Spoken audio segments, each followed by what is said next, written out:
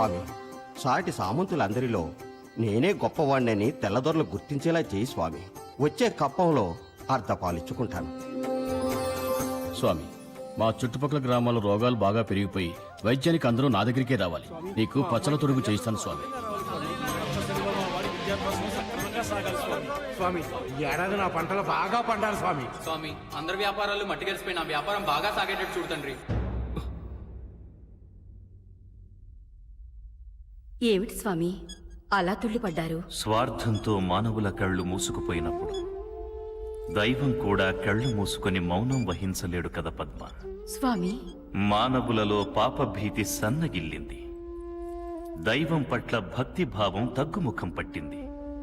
దేవుడు కేవలం కోర్కెలను తీర్చేవాడిగానే మిగిలిపోయే కాలం దాపురించింది. స్వామివారినే కలవరపాటుకు గురిచేసిన ఈ కలతకు పరిష్కారం అన్నమయ్య వంటి భక్తుణ్ణి భూలోకానికి పంపించాలి. జనులలో మార్పు తీసుకురావాలి. శ్రీవారి సేవ చేయటానికి పురుష పుంగవులు తప్ప స్త్రీలు పనికిరారు కాబోలు. నీ ఆంతర్యం ఆదిశేషుని మొదలు శ్రీవత్సం వరకు అందరూ ఆళ్వార్లుగా అవతరించి తమ పాదసేవ చేసి తరించారు. ఆ భాగ్యాన్ని నాకు కలిగించమని కోరుకుంటున్నాను. ఆనంద నిలయమైన నా హృదయమే నీదైన ఎన్నడూ ఏ కోరిక కోరని దానం నేడు ఈ కోరిక కోరావు. నీ కోరికను మన్నించడం భర్తగా నా ధర్మం.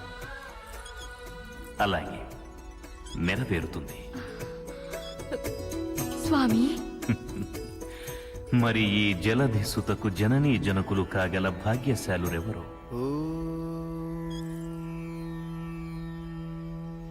తరిగొండ కరణం కానాల కృష్ణయ్య, మంగమాంబ దంపతులు, ఇంజేటి తిమ్మయ్యార్యులు, శేషమాంబ.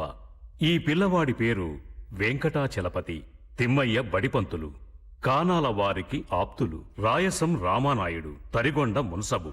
తరిగొండ ఆలయాన్ని నిర్మించింది. అయితే స్వామివారు ఈ మారు ఆ దంపతుల్ని అనుగ్రహించదలిచారన్నమాట. ఉన్నమాటేగా. వారిది నిస్వార్థమైన భక్తి. నాకత్యంత ప్రీతిపాత్రుడైన అన్నమయ్య గోత్రీకులు. అందుకే వారిని అనుగ్రహించదలచాను. పిల్లలు లేరని వాపోతున్న మంగమాంబకు నీ అంశ జన్మిస్తుంది. స్త్రీలోకానికి మహోపకారం చేకూరుస్తుంది. మీ ముచ్చట తీరుతుంది. సరేనా? ఇది నా నిలయం. For more updates, like, comment, subscribe to our channel. Hey darlings, గంటని click చేయడం మర్చిపోకండి.